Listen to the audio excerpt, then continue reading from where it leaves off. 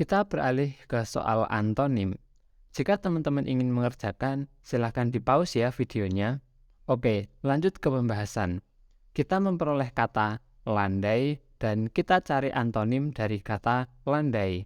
Di sini ada beberapa opsi. Yang pertama datar, curam, sedang, luas, dan lapang.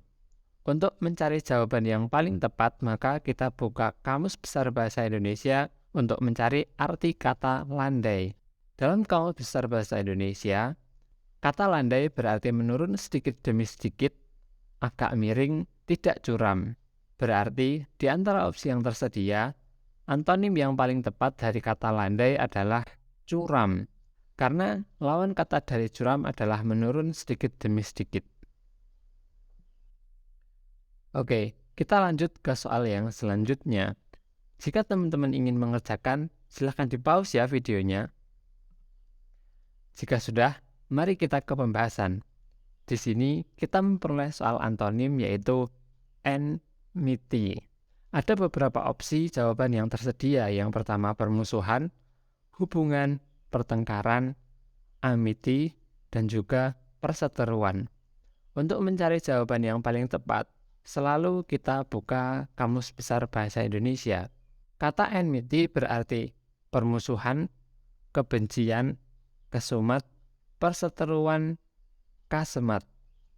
Berarti antonim dari kata-kata enmity yang paling tepat adalah amity. Kenapa amity? Karena amity berarti persahabatan dan juga hubungan baik. Oke, kita lanjut ke soal yang selanjutnya. Jika teman-teman ingin mengerjakan, silahkan di-pause ya videonya. Oke, jika sudah, mari kita lanjut ke pembahasan. Di sini kita memperoleh soal antonim dari konvergen. Ada beberapa opsi. Yang pertama, bercabang, memusat, pusat, arah, dan cekung. Untuk mencari jawaban yang paling tepat, kita harus membuka Kamus Besar Bahasa Indonesia untuk mencari arti kata dari konvergen. Dalam Kamus Besar Bahasa Indonesia, konvergen berarti bersifat menuju ke satu titik pertemuan atau bersifat memusat. Maka jawaban memusat dan juga pusat itu sudah pasti salah. Antonim dari konvergen atau bersifat menuju satu titik pertemuan adalah bercabang. Jadi, antonim dari bersifat menuju satu titik pertemuan atau konvergen adalah bercabang. Kita lanjut ke soal yang selanjutnya. Jika teman-teman ingin menjawab, silahkan di-pause ya videonya. Di sini kita memperoleh soal konveks.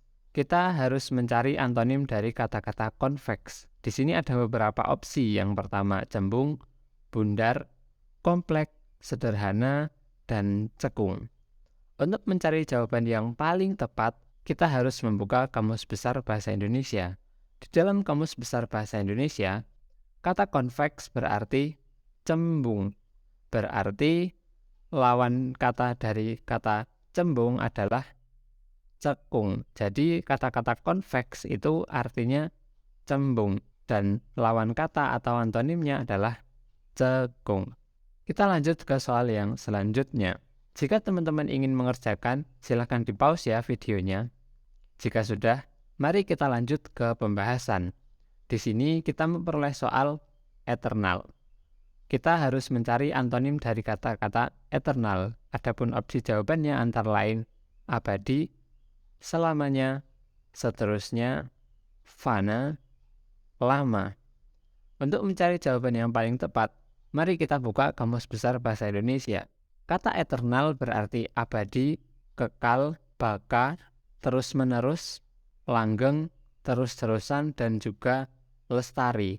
Maka di antara opsi yang tersedia, antonim dari kata-kata eternal yang paling tepat adalah fana, karena fana merupakan lawan kata dari abadi.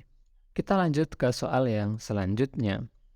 Jika teman-teman ingin mengerjakan, silahkan di-pause ya videonya.